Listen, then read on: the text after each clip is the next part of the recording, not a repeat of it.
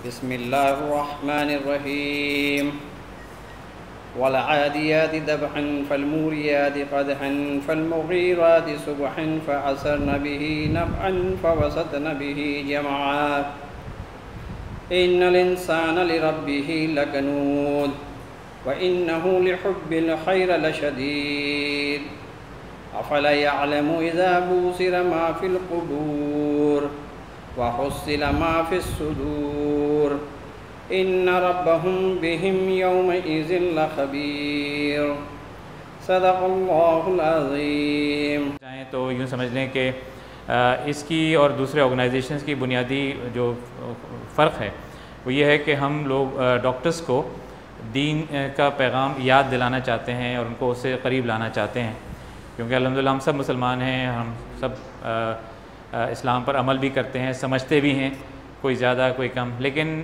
Practice میں رہتے ہوئے بھول جاتے ہیں کہ ہمیں اپنا ایک بنیادی کام بھی کرنا ہے۔ یہ ہماری بہت ہی ڈیمانڈنگ قسم کی جو اسپیشلٹی ہے اور اس کے تقاضے بہت ہیں، اور ظاہر ہے وہ بھی ہمیں فلفل کرنے اتنے ہی ضروری ہیں جتنے اور کام کرنے ضروری ہیں، لیکن ہمارا کام صرف یہ ہوتا ہے کہ مختلف ایکٹیویٹیز کے ذریعے ایسے اپنے اوریجنل پروگرام کو یا اپنے اوریجنل موٹو کو لوگوں کو یاد دلایا جائے۔ میں بہت ہی بریفلی اس کی ایکٹیویٹیز آپ کے سامنے پیش کرنا چاہوں گا۔ آگے چلیں۔ ہمارا نصب العین اللہ اور اس کے رسول صلی اللہ علیہ وسلم کے بتائے ہوئے اصولوں کے مطابق انسانی زندگی کی تعمیر اور خدمت کے ذریعے رضا الہی کا اصول ہوگا۔ اس امبریلا میں جو بھی چیز آئے گی، مثال کے طور پہ آج کی کوئی ایکٹیویٹی ہے، ایجوکیشنل ایکٹیویٹی ہے یا ریلیف کی ایکٹیویٹی ہے یا دعوت دین کا تو آبویسلی ہے ہی، تو جو بھی آئے گی اس میں ہمارا آبجیکٹو یہ ہوگا کہ یا تو ہم ڈائریکٹ دین کی دعوت کے ذریعے جو ہے اس آبجیکٹو کو اچیو کریں، اور یا خدمت خلق کے ذریعے جس میں پیشنٹس کی ویلفیئر کے ذریعے، ڈاکٹرز کی ویلفیئر کے ذریعے اس آبجیکٹو کو پورا کریں۔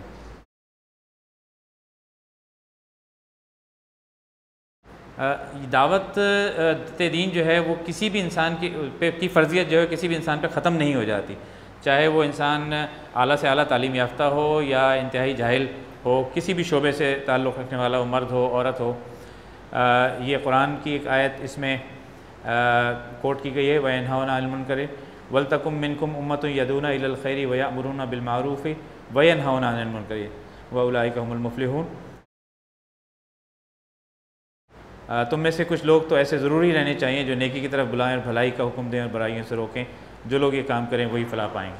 اور اس کے ذریعے سب سے بڑا فائدہ تو یہ ہوتا ہے کہ انسان خود جو ہے وہ برائی سے حتی الامکان دور رہ جاتا ہے اور بھلائیوں سے قریب آتا ہے۔ سب سے بڑا فائدہ دعوت دینے والے کو خود کو ہوتا ہے۔ یہ ہمارے تھوڑی سی اسٹیٹسٹکس ہیں، مور دین 4000، اب تو یہ پرانی سلائیڈ ہے، ممبرز ہیں۔ We have got central organization, provincial and local. We have a separate female wing and students wing.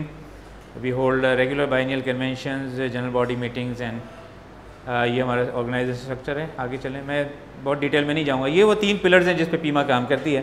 Religious education جو کہ میں نے آپ کو مینشن کیا، کنٹینیوس میڈیکل ایجوکیشن آج کی ایکٹیویٹی اس کا حصہ ہے، اور medical relief. We are an ideological organization. We believe Islam as a way of life. We have a dedicated team of workers. As I mentioned, we have got different organizational structure. We aim for development of professional skills, continuing education, and ethical conduct of doctors, and serving humanity, especially at dire time of need. We have a transparent system of working, including finances. Office bearers are elected by secret balloting, where no one contests himself. Any Pakistani Muslim doctor can become its member. اس کے لیے صرف PMDC کی registration ہونی شرط ہے اور اس کے علاوہ کچھ نہیں۔ Doctor from all levels can become its members. یہ ہمارے مختلف شعبے ہیں، میں چند شعبوں کا تعارف آگے بریفلی کراؤں گا۔ دعوت و تربیت ہمارا سب سے اسٹرانگ شعبہ ہے، میں مختلف پروگرام ریلیجیس ایجوکیشن کے ڈاکٹرز کے لیے، ان کی فیملیز کے لیے منعقد کرتے ہیں۔ ورک شاپ، اسٹڈی سرکلز، رمضان آ رہا ہے، اس میں ہماری کافی ایکٹیویٹیز ہوں گی، شب بیداری ہے اور لٹریچر کی ڈسٹریبیوشن ہے، اسپیشل لیکچرز ہیں۔ یہ جس میں آپ اس کمرے میں بیٹھے ہیں، اس میں قرآن فہمی کورسز پچھلے تقریباً 12 سال سے ریگولرلی کنڈکٹ ہو رہے ہیں الحمدللہ۔ اس میں ڈاکٹرز بھی آتے ہیں، ان کی فیملیز بھی آتی ہیں۔ ہر 6 مہینے کا کورس ہوتا ہے، اس میں بیسک قرآنک عربی گرامر ہم ڈاکٹرز کو جو پارٹیسپینٹس کو سکھاتے ہیں، اور کوشش اس سے ہوتی ہے کہ قرآن سے ایک انسیت سی پیدا ہو جائے۔ اس میں پورے عربی نہیں سمجھ میں آنے لگتی 6 مہینے میں، لیکن بہرحال ایک سٹارٹر ہوتا ہے۔ یہ CME ایکٹیویٹیز ہماری over the period of time یہاں اور دوسری جگہوں پر ہوتی رہی ہیں. PIMA پبلیکیشنز ہم مختلف دینی موضوعات پر اور سائنٹیفک موضوعات پر ہم پبلیکیشنز مختلف اس میں لاتے ہیں. نیکسٹ ہمارا PIMA نیوز ایک کوارٹرلی آرگن آتا ہے. نیکسٹ ایک ہی ہمارا شعبہ ہے طبی فقہی بورڈ. ہیلتھ سے ریلیٹڈ ایسے مسائل ہوتے ہیں جو ہمارے دین سے بھی ریلیٹڈ ہوتے ہیں. مثال کے طور پہ روزے میں کیا کیا جا سکتا ہے, کیا نہیں کیا جا سکتا, آرگن ٹرانسپلانٹ کا ہے, اور کچھ ایسے ایتھیکل ایشوز ہیں. وہ اس کو ہمارا ایک سیپریٹ ڈپارٹمنٹ ہے وہ ہینڈل کرتا ہے. اس کی ایک ویب سائٹ بھی ہے. اس میں آپ کوئی بھی پاکستان میں ڈاکٹر یا فار دیٹ میٹر باہر سے ڈاکٹر اپنے کویشچنس پٹ فارورڈ کر سکتا ہے. اور اس کے جو انچارج ہیں یہ ویسے تو ڈاکٹر ہیں, اس میں نام مینشن نہیں ہے ڈاکٹر عطا رحمان, لیکن وہ عالم بھی ہیں. لیکن وہ اپنے علماء سے مشورہ کر کے اس کے رائے کے مطابق ان کو جواب دینے کی ای میل کے ذریعے کوشش بھی کرتے ہیں. We have got a website. Next Peshawar medical college PIMA کا پروجیکٹ ہے اور الحمدللہ یہ one of the better medical colleges of Pakistan ہے. اس کی آئی تھنک فائنل ایئر اب تقریباً تیار ہے, ریسنٹ ہے, اور اس میں بہت high standard of secular education as well as religious education کا ایک اچھا رکھا گیا ہے کمبینیشن. PIMA relief. نیکسٹ مختلف مواقع پہ پاکستان سے باہر بھی بہت سارے ڈیزاسٹرز ہوئے اور پاکستان میں بھی پچھلے سالوں میں یہ چند ان کی جھلکیاں ہیں. یہ وہ جگہیں تھیں, پچھلے سلائڈ پہ جائیے گا, یہ وہ جگہیں تھیں جہاں عام طور پہ لوگ جانا میں رسک سمجھتے تھے, مشکل سمجھتے تھے, اور تھی بھی مشکل, لیکن PIMA نے اس کو اپٹیک کیا اور ان ڈیفیکلٹ جگہوں پہ عراق میں ہمارے ڈاکٹرز گئے, افغانستان میں گئے, کوسوو, بوسنیا وغیرہ میں. یہ پرانی چیزیں ہو گئی لیکن بہرحال historic. Next prevention of blindness ایک PIMA کا بہت اسٹرانگ شعبہ ہے جس میں ملک میں اور ملک سے باہر لاکھوں کی تعداد میں پیشنٹس دیکھے گئے اور ہزاروں کی تعداد میں فری کیٹریکٹ سرجریز ہوئی. نیکسٹ ارتھ کو ایک لٹل اولڈ سلائڈ بٹ آگے چلیں. IDPs ہوئے تھے, اس میں سوات میں تقریباً 30 لاکھ لوگوں کا مائیگریشن ہوا تھا اور ان کے ہیلتھ کے مسائل. ان تمام ڈیزاسٹرز میں ہمارا فوکس میڈیکل ریلیف ہوتا ہے. غزہ میں بھی ہمارے ڈاکٹرز گئے تھے. نیکسٹ ڈاکٹر اقبال خان ہے, سرجن ہیں اسلام آباد کے. فلڈس ابھی ریسنٹلی ہمیں یاد ہوں گے 2010 کے. I am just going through.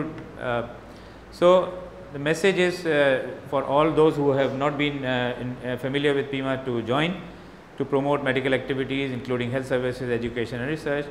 آپ ایکچولی ان سب چیزوں کو بلٹس کو آپ چھوڑ بھی دیں تو آپ ایک ایسے گروپ کو جوائن کرتے ہیں جس کی پازیٹیو تھنکنگ ہے, جس کی الائنمنٹ ریلیجن کے ساتھ ہے, اور آپ ایک پازیٹیو تھنکنگ ایتھیکل پریکٹس کو پروموٹ کرنے کے لیے ہم کام کرتے ہیں.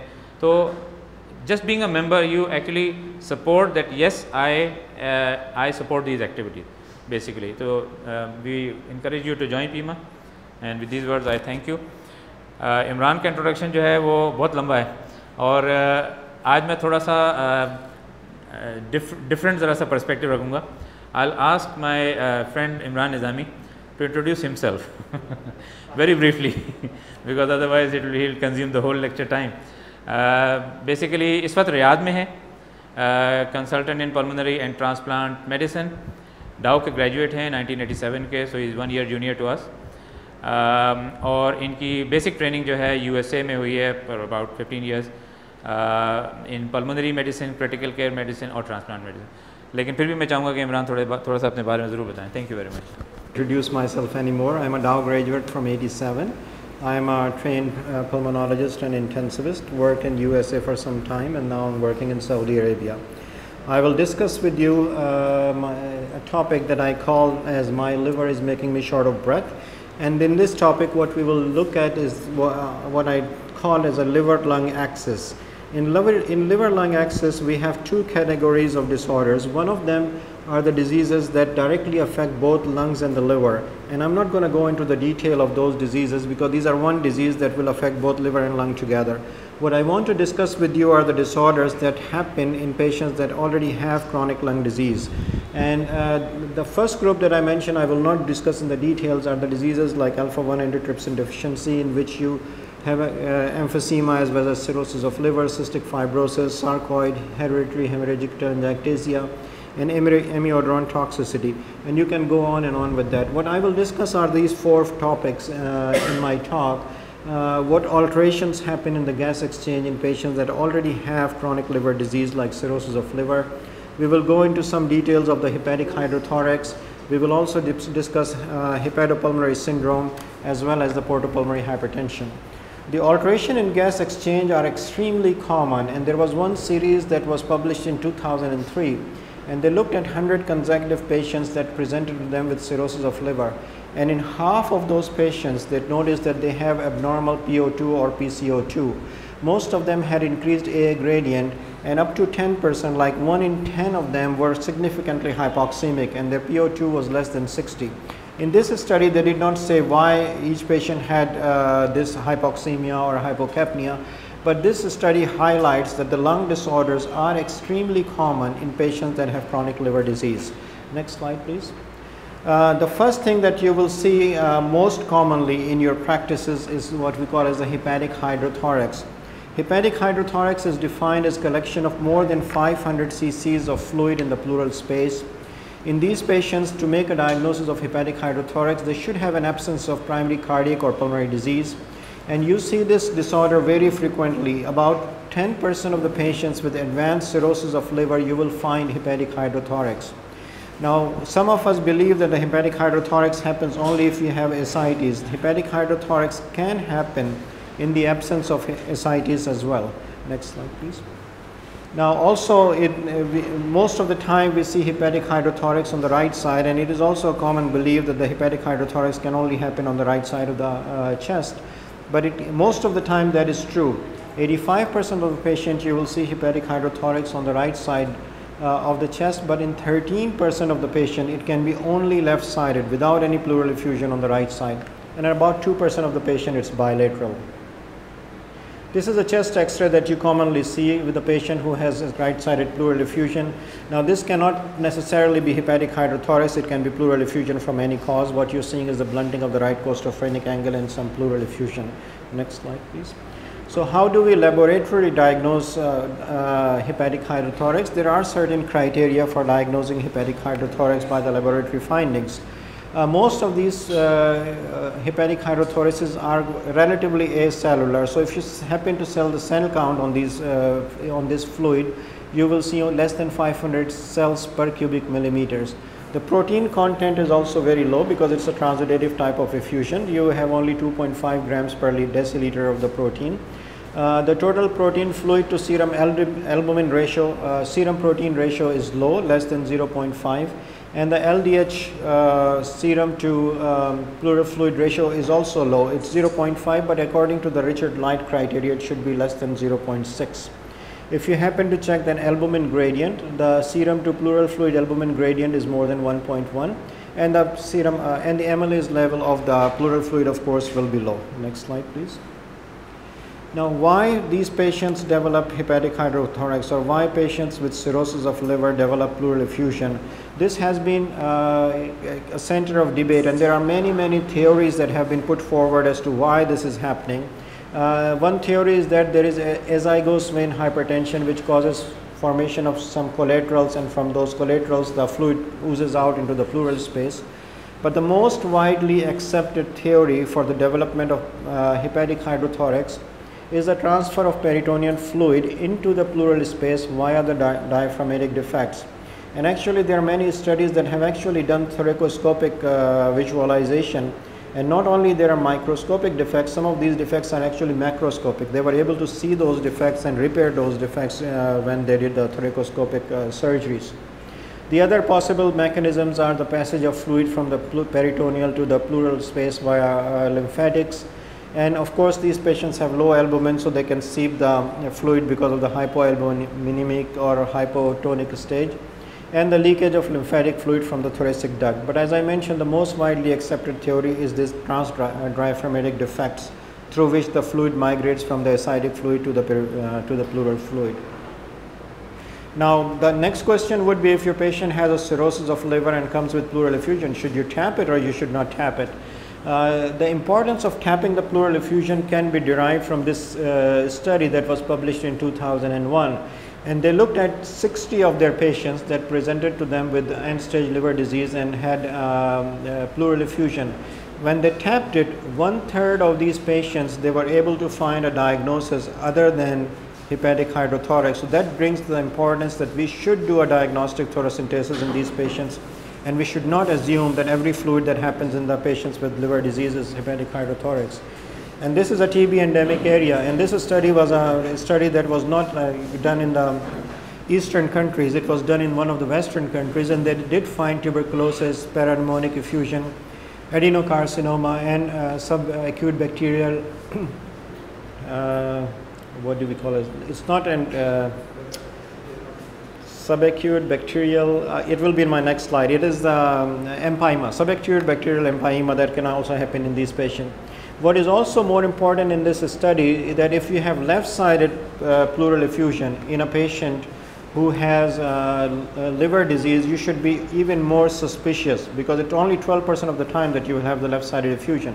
So if your patient comes on the left side of the pleural effusion, you should always try to tap it, because in this study, only 35% of the patients that had left-sided effusion were hepatic hydrothorax. 65% of those patients had other diagnoses. So if your patient with liver disease comes with the left-sided effusion, and always try to tap it. You should tap both sides. You know, even if they come with the right side, you should tap it to initially make the diagnosis. But it becomes even more important if they have only left-sided pleural effusion. Next slide, please.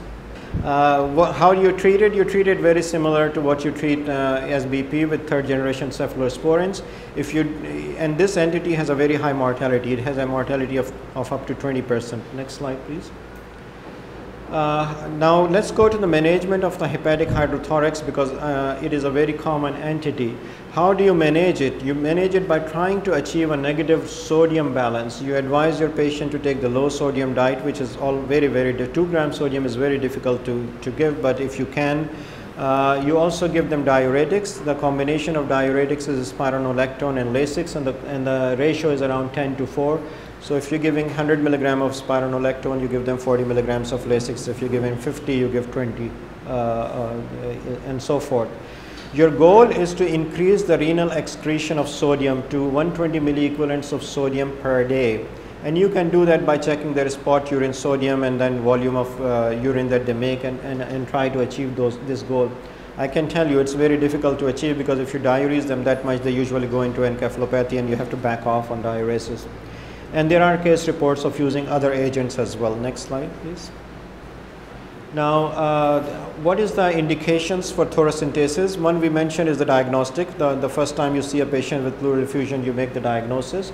The other can be an immediate relief of dyspnea. If your patient is very dyspneic and has a large pleural effusion, you tap them to relieve their dyspnea. But if at the same time they have ascites, tap their ascites first, because if you don't, then as soon as you drain their pleural effusion, they will fill back again with the pleural effusion. So if they have both, tap their ascites first and then tap their pleural effusion. And try not to drain more than 2 liters in one sitting, because you can have re-expansion pulmonary edema or hypotension. And if your patient is requiring thoracentesis every 2 to 3 weeks, you have to find an alternate therapy for these patients, because you cannot keep doing thoracentesis every 2 to 3 weeks, because although it's a low risk procedure, it has risk, and the risk will accumulate if you keep doing the procedure over and over again. Next, please. So what are some of the alternate procedures that can be done? The most common one is the TIPS, or transjugular intrahepatic portosystemic shunt. Most of the interventional radiologists can do it. They can go through the internal jugular vein and put a shunt into their liver to decompress their portal circulation. Pleurodesis alone usually does not work, but there are some studies where they have used the nasal or CPAP to keep the lung expanded after they have attempted the pleurodesis, and there has been some success reports as well. And the thoracoscopic surgery has been reported to be successful, especially in patients that have large transdiaphragmatic defect. They go in with a thoracoscope and they actually repair those defects. And at the same time, most of these authors would put some pleurodesing agent as well to try and pleurodesis. Chest tubes alone are a relative contraindication. Don't put the chest tubes, because once you put it in, there is no end. It will keep on draining and draining and draining until the patient dies. And of course, if nothing works, then these patients can be referred for liver transplantation. This is one of the algorithms for the refractory hepatic hydrothorax. Like your hydrothorax that is not responding to your conventional therapy with the diuretics and the salt restriction, if you are considering them for orthotropic liver transplant, and if the expected waiting time is less than 3 months, then you can continue to perform thoracentesis. It's a short period of time. The most they will need will be like 3, 4 or 5 episodes of thoracentesis. But if you're expecting them to wait more than 3 months, then you consider the alternate therapies. And as I mentioned, the alternate therapies, the most common is the TIPS. But there are some contraindication for TIPS as well. If the patient is encephalopathic, you should never send them for TIPS because they will get even more encephalopathic, because all the blood will now be shunted from the systemic, from the portal to the systemic circulation, and they will get more severely encephalopathic. If they have a high bilirubin and older age, those are also some of the contraindications. Next slide, please. Next, we will go on and talk a little bit about hepatopulmonary syndrome. What is a hepatopulmonary syndrome and what are some of the diagnostic criteria for the hepatopulmonary syndrome? For hepatopulmonary syndrome to happen, the patient should have a chronic liver disease, and usually this is complicated by portal hypertension. These patients have arterial hypoxemia, so if you check their ABGs, their PO2 is less than 80 millimeters of mercury, and if you check their AA gradient, it's more than 15 millimeters of mercury while breathing room air. And they also have intrapulmonary venodilatation or vascular dilatation. And this you confirm by doing either a saline contrast echocardiogram, or you can do nuclear medicine scan, the perfusion lung scan, just like you do for the chronic pulmonary emboli. And you ask the radiologist to scan the brain and the kidney at the same time. And if you see increased uptake in the brain and kidney, then you can entertain the diagnosis of intrapulmonary vascular dilatation. Next slide, please. So hepatopulmonary syndrome has various degrees. It can be categorized as mild, moderate, severe, or very severe. In the mild, in all of them, of course, one of the diagnostic criteria is the AA gradient has to be more than 15. In the mild, your PO2 is still reasonably good, it's more than 80. In moderate, 60 to 80. In severe, 50 to 60. And in very severe is less than 50. And if you give them 100% oxygen, their PO2 does not go higher than 300. Next slide, please. What is the prevalence of this condition? It's also not very rare condition in patients with chronic liver disease. It varies from study to study because some studies use a higher AA gradient, some studies use a lower AA gradient for the diagnosis of this disease. But the patients that are referred to the centers that perform liver transplantation, so these are usually tertiary care center, and they are seeing the patients that are the most advanced patients. The prevalence ranges anywhere from 5 to 32%. The median survival is very low. If you see the 24 months and 5-year survival in these patients, it's low. The 5-year survival is only 23%. Compared to the cirrhotic patients that do not have hepatopulmonary syndrome, those patients have a 5-year survival of up to 63%. So it's a bad condition when it happens, and therefore you have to be more proactive once in making the diagnosis and referring these patients to appropriate centers. Next, please. So what are the pathological findings? If you happen to take the lung out of these patients in autopsy or something, what would you find? What you find is there diffuse precapillary and capillary dilatation. The capillaries can be dilated as much as 500 micrometer. The normal capillary diameter of the lung capillaries is only from 8 to 15 micrometers. And there is also, in some cases, direct arteriovenous communication between the portopulmonary and venous communication. Next slide, please. Now, this cartoon is trying to explain to you what is happening at the alveolar level. So this is a normal patient, and you see the normal alveolus, and you see a normal blood vessel. The normal blood vessel diameter is anywhere between 8 and 15 millimeters. What can happen in a classical shunt, that sometimes happens or not always happens in patients with hepatopulmonary syndrome, that there is a blood vessel that completely bypasses this alveolus. So the blood from this capillary will not get any chance to get oxygenated, and this will make the patient hypoxic.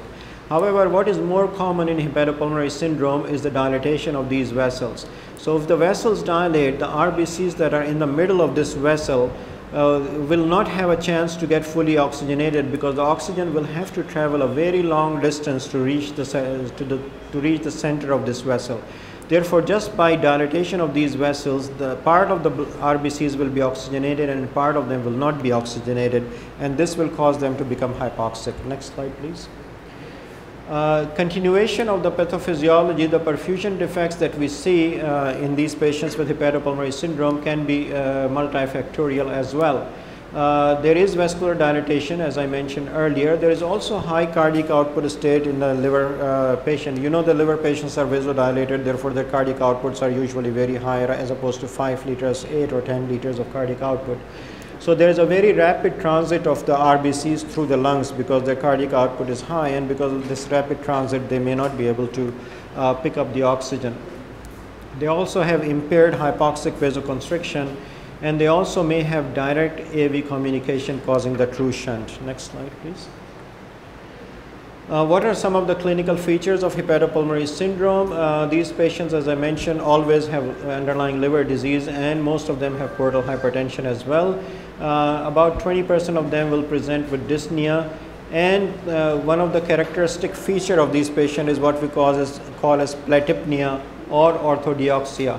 What is platypnea? Platypnea is when they are laying down, they feel good. As soon as they stand up, they get short of breath. Orthodeoxia is like a objective measurement of the platypnea.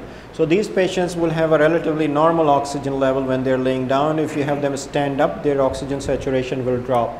So if their oxygen saturation drops below 5% or the PO2 drops more than 4 millimeters of mercury, this is what we call as the orthodeoxia, and that is one of the clinical features of the hepatopulmonary syndrome.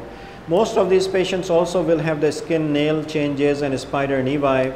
So if your patient has portal hypertension, spider nevi, the patient is also having clubbing and hypoxemia, it is very, very highly suggestive of hepatopulmonary syndrome. Next, please. How do we diagnose? We diagnose it by contrast enhanced echocardiography, and as I mentioned, you can also do the nuclear scan, just like you do the perfusion scan for the pulmonary emboli. You just ask them to scan the brain and kidney at the same time, and in some cases you may require to do the pulmonary angiography as well. Next slide, please. So how do we do contrast enhanced bubble echocardiography? You ask the cardiologist, actually the cardiologist is the one that will be doing it. What they do is they agitate the saline, and by agitating the saline they create the bubbles in the syringe which are about 10 micrometers in diameter. And then because they are 10 micrometers in diameter, in a normal person they will be trapped within the lung capillaries because the lung capillaries are small. But because of the hepatopulmonary syndrome, these capillaries are dilated. So when they inject them into the peripheral vessels, these will bypass the lung and they will start appearing in the chamber of the heart after 3 to 6 cycles in the left side of the heart. This delayed opacification is characteristic of the intrapulmonary shunting. You can also see bubbles on the left side of the heart if there is intracardiac shunting, but in intracardiac shunting those bubbles appear very quickly. Within the first or second cardiac cycle you will see the bubbles moving from the right side of the heart to the left side of the heart. Whereas in hepatopulmonary syndrome these bubbles move from the right side of the heart to the left side of the heart after 3 to 6 cycles. So one way to diagnose is to ask your echocardiographists to do the contrast enhanced or bubble echocardiography. Next, please. The other one is to do the technetium macroaggregated albumin perfusion lung scan. As you know, these albumin tagged particles are large. They are 20 to 60 micrometers in diameter, and therefore if you inject them through the peripheral vein, they will also lodge into the lungs and they will not reach the left side of the circulation. But if there are shunts, then these large particles will pass through those shunts and they will lodge into the other parts of the body like the brain and the kidney. So if you notice that there is an increased uptake of these particles in the brain and the kidney, more than 5% is considered significant. That is also diagnostic of the right to left shunt. Next slide, please. And this is one of the scans. Normally most of the particles, as you can see, are lodged in the lungs. But more than 5% of the particles in this patient are lodged in the brain, which is suggestive of the intrapulmonary shunt. Next, please. So how the diagnostic algorithm would be: if you have a patient with severe chronic liver disease with portal hypertension, you advise them to go for either contrast echocardiography or like I mentioned, technetium labeled lung scan. If it is positive and they have a high AA gradient, they have a hepatopulmonary syndrome. If the AA gradient is normal, then they just have the vasodilatation. They have not gone to the whole syndrome yet. But if your echocardiography or your lung perfusion scan is negative, you have effectively ruled out hepatopulmonary syndrome. Then you should look for other causes of hypoxemia in these chronic liver disease patients. Next patient, next please. Now, pulmonary angiography will, as I mentioned, will be recommended in only a selected group of the patients, and I will show you what we mean by the type 2 lesions. The patients that you will consider angiography are the ones that are really hypoxemic. Their PO2 is less than 60, and if you give them supplemental oxygen, they have a very, very poor response, or if you do their chest x-ray, you suspect they may have AV malformation. Pulmonary angiography is a less sensitive test, so you don't use it as a screening test. Use it on only very, very selected patient in which you're suspecting a true shunt. And in these patients, if you do coiling or embolization of the shunt, the arterial oxygen saturation can improve. Next slide, please. So there are two types of lesions that are defined in patients with hepatopulmonary syndrome, type 1 or type 2 lesions. Type 1 are like a sponge. They're just diffuse vasodilatation of the pulmonary capillaries, whereas in the type 2 there are focal lesions, and in these focal lesions are the ones that you can make a difference. If you do a pulmonary angiography, you can coil those and you can improve the oxygenation of those patients. Next slide, please. So this is the usual pattern where you see a sponge-like pattern if you do the pulmonary angiography. All the capillaries are dilated, so it's kind of blushed looking appearance of the lung when you do the pulmonary angiography. Next, please. In type 2 lesion, this is what you see. You see the arteriovenous malformations, and these patients are usually more profoundly hypoxic. Their PO2 is less than 60. If you give them oxygen supplementation, they don't improve. So these patients you can improve if you can ask your interventional radiology to coil or block these dilated vessels, because then the shunt will resolve and they will improve their oxygenation. Next slide, please. And then the next option for these patients is the orthotropic liver transplant. If your medical therapy is not working, then you send them for the liver transplantation. And liver transplantation, by the way, almost always, with very, very rare exceptions, resolves the hepatopulmonary syndrome. However, the 5-year survival of the patients that have hepatopulmonary syndrome versus the ones that don't have hepatopulmonary syndrome is a bit lower. Their 5-year survival is 76%. But if you remember, untreated hepatopulmonary syndrome patient, their 5-year survival was like 26% or something. So you're still improving their survival substantially. And you know, the predictors of mortality after the liver transplant is the worse their shunt is. The normalization of oxygen, however, can take a long time. So if your patient of the liver transplant is still hypoxic, don't get scared. It can take a year or more sometimes for them to normalize their oxygen level. But they start improving fairly rapidly. Next slide, please.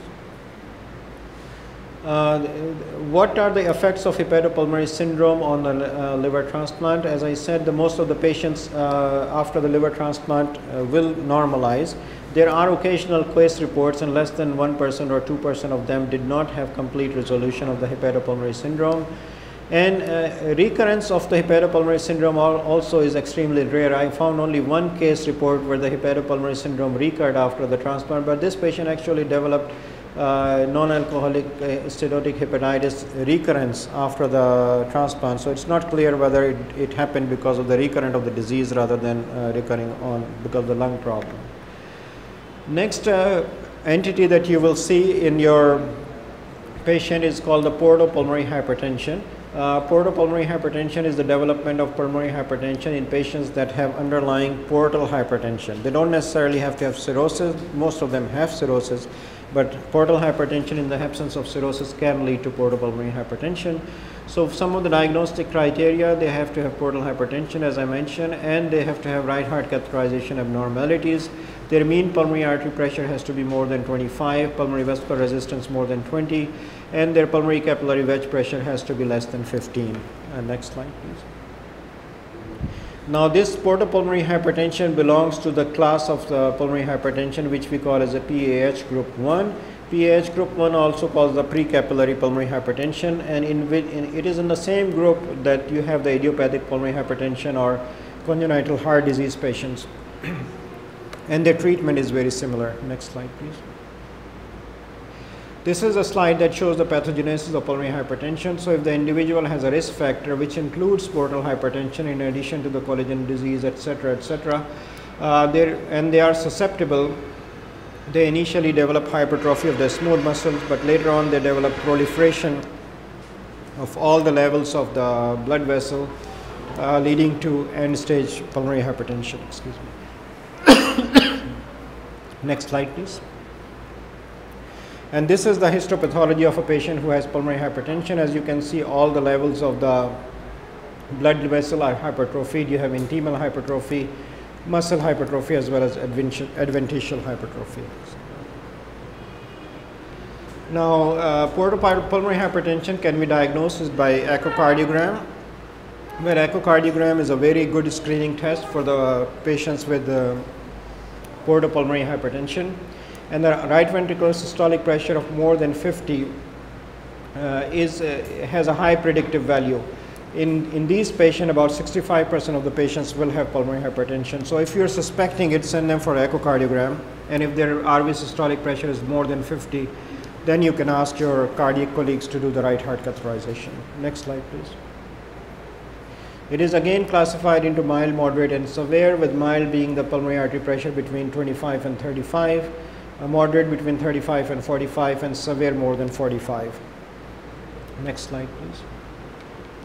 Now, Mayo Clinic has developed a algorithm for the screening and evaluation of portal pulmonary hypertension, and this becomes more important actually in patients that you will be referring for liver transplant, because the patients that have high PA pressure, it's considered a contraindication for the liver transplantation. It may not be as important for the general practice if you are involved in the general practice. The first thing you do is the echo, and if your echo has more than 50 systolic pressure, you have a possible diagnosis of portal pulmonary hypertension. Then you do the right heart catheterization. If their mean pulmonary artery pressure is less than 35, you can go ahead and proceed with the liver transplant. If it is between 35 and 50, they will be high risk for liver transplant. So you should treat their pulmonary hypertension before you send them for liver transplant. If it is more than 50, it is an absolute contraindication for liver transplant. You should not send those patients for liver transplant because they have a very high mortality. Next, please. So what are some of the targets of therapy for the portal pulmonary hypertension? There are three targets. One is the endothelin receptor pathway, one is the nitric oxide pathway, and one is the prostacyclin pathway. Of these, only two of the medications are available here. One is the phosphodiesterase inhibitor sildenafil, and the other is the endothelin receptor antagonist bosentan. Next, please. So how do we treat portal pulmonary hypertension? There are no prospective randomized controlled trials to say which medication is the best. However, the intravenous prostacyclin, which is not available here, has the most track record, and most of us that have worked in the transplant centers, we have used the prostacyclin to reduce their pulmonary artery pressure so they can undergo the liver transplantation. As opposed to hepatopulmonary syndrome, by the way, this disease does not reverse back to normal after the liver transplant. It continues. So whatever you decide to treat the patients with, they will have to continue to use those even after the liver transplant. This will not revert to normal. The other agents that have been used are the endothelin receptor antagonist, and iloprost, and phosphodiesterase inhibitors. So if you have an active liver transplant program, you may choose one of those agents to optimize these patients before you send them for liver transplant. Next, please. The prevalence is not that rare, although it says rare, but if you have patients or a pool of patients that have portal hypertension, 5 to 10% of those patients can have portal pulmonary hypertension. And it has no correlation with the severity of portal hypertension. So patients with mild portal hypertension can have this disorder. Patients with severe portal hypertension can have this disorder. So there may be some hereditary factors that are contributing to this disorder. Next slide, please. The natural history is bad. So if your patient has a liver disease and they did not receive any therapy and they did not receive any liver transplant, their 5-year survival is dismal. In this series, they looked at 19 patients. They were not treated for portal pulmonary hypertension. They were not transplanted because it was a contraindication for transplant, and they had only 14% 5-year survival. 43 of the patients in another series, when they were treated with agents to reduce their PA pressure but did not undergo liver transplant, their survival was 45%, which is much better. And the patient that underwent both, they had a 5-year survival of 67%. So it's really a bad disease to happen in patients with cirrhosis of liver, whether you transplant or not. If you transplant them, their outcome is better. If you treat them, their outcome is better, but it's still not as good as in other patients with cirrhosis of liver. Next slide, please. As I mentioned, if the pulmonary artery pressure is mild, less than 35, there is no significant increase in mortality. Therefore, you can send these patients for the liver transplant. Whereas if the PA pressures are high, these patients have up to 100% mortality. So a lot of centers would not even consider them for transplant unless you can bring the pressure below 35 by the medications. Next slide, please. Now, it's very, I was very intrigued when I tried to look whether the hepatopulmonary syndrome and portopulmonary hypertension can occur together, because one is a vasodilatory state, the other one, your vessels are all closed down. So can they happen together? And indeed, there are case reports that these two disorders can happen together in the same patient. Hepatopulmonary syndrome results from vasodilatation. Portopulmonary hypertension is vascular remodeling and vasoconstriction. But the etiology of both of these conditions is really poorly understood. More puzzling is that there are reports of the two cases happening together. Next slide, please. There are 8 adult case reports in the literature in which 6 of those 8 patients initially had hepatopulmonary syndrome, then developed portopulmonary hypertension. One had portopulmonary hypertension, then developed hepatopulmonary syndrome, and one had simultaneous occurrence of both of the diseases. Next slide, please. So what could possibly be happening? Endothelin is one of the molecules that is released in the lungs and in a normal physiological state. Endothelin A can cause vasoconstriction, endothelin B can cause upregulation of nitric oxide synthetase and endogenous nitric oxide production and vasodilatation. So it's possible that in these patients group there is different expression of endothelin 1 receptor. Some of them have predominant expression of endothelin A, therefore these patients are presenting with portopulmonary hypertension. The other one has predominant expression of B, therefore they're presenting with hepatopulmonary syndrome or vasodilatation. And in rare cases, both of them are being overexpressed and therefore they're presenting with both disorders. But this is just a theory, it has not been proven. Next slide, please. So I will summarize by saying that the liver and lung has a very close relationship, more closer than what we think, although there is a diaphragm between the two, but they still have a close relationship. And appropriate management strategies can alter the outcome of the patient suffering from the pulmonary complications of chronic liver disease. And with this, I will stop, and I want to thank you for your attention. Someone has bilateral pleural effusions with underlying cirrhosis of the liver. तो उस case में आप suspect कर रहे हो कि hepatic hydrothorax है या नहीं? Should we tap both sides or one side first is effusions ज़्यादा क्या करें? If they have both sides pleural effusion, then most likely it is the same etiology. So I would probably prefer to tap the left side in these patients because the left-sided pleural effusion is less common and bilateral effusion is also less common in patients. So if you're expecting to find any pathology, you probably will find it on the left side. So I will probably just tap the left side, and if it proves to be hepatic hydrothorax, I may not tap the other side. Any pharmacological therapy? No, they have tried many, including the iodine blue and all kind of agents, but none of them. Yes, the only therapy is transplantation. Oxygen therapy for the palliative, and then after that, if it's bad enough, that they qualify for transplant and transplantation. Yeah, as you remember in some of my slides, that I showed you 2 types of lesions in hepatopulmonary syndrome. One was just a sponge-like lesion, in which, of course, nothing intervention you can do. The other one were the focal lesions, where you can have focal dilatation. So if your patient is really hypoxic and the PO2 is less than 60 and they're not responding to supplemental oxygen, you should consider doing the pulmonary angiogram, because you may find a focal lesion that you can ask your interventional radiology to put a coil in. And if they put a coil in, that will resolve. I asked Raah the question that I need to develop, what is the status of liver transplant, lung transplant in where you are practicing Saudi? Saudi has been trying to do lung transplant since 1992. Their program was most of the time inactive than active, but for the past 3 years or 2.5 years, they have gathered a team of us, and including the surgeons and some physicians and so forth, and the program has become active again. So last year we did 12. This year when I left for vacation, we have already done 8. Our goal was, or hope was, we can do 15 this year and hopefully 20 next year. So it's a growing program. Overall survival rate क्या है?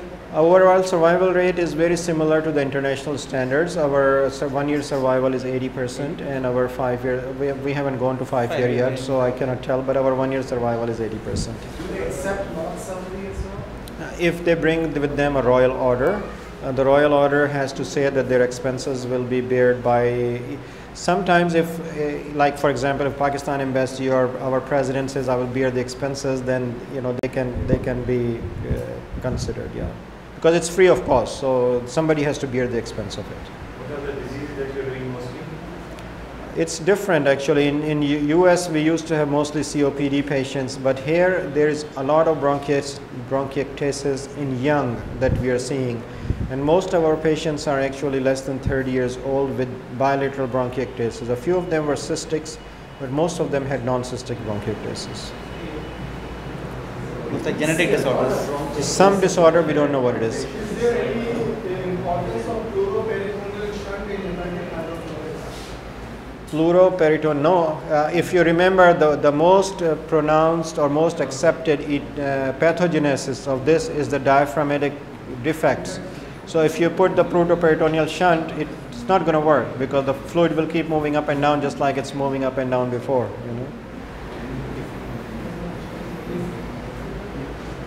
Any other question? कहीं gift आएगा तो किताब से कोई और सवाल अगर वो ऑडियंस में से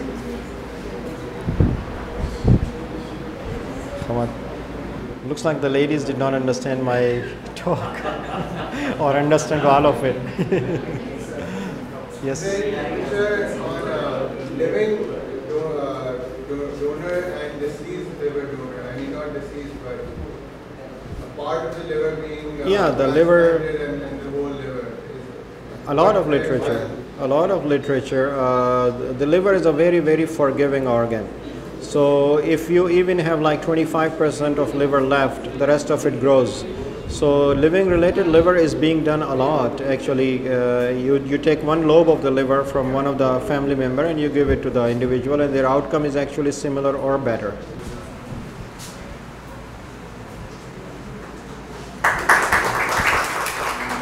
पर हम खास तौर पे मशकूर हैं CME के ऑर्गेनाइजेशन हिल्टन फार्मा के कि जिन्होंने CME में हमारे साथ ताउन किया डॉक्टर्स तक प्रोग्राम को पहुंचाने में और बाकी फर्दर मैनेजमेंट के अंदर। तो हिल्टन फार्मा का बहुत बहुत शुक्रिया और इसके साथ आज की तकरीब का इख्तिताम करते हैं।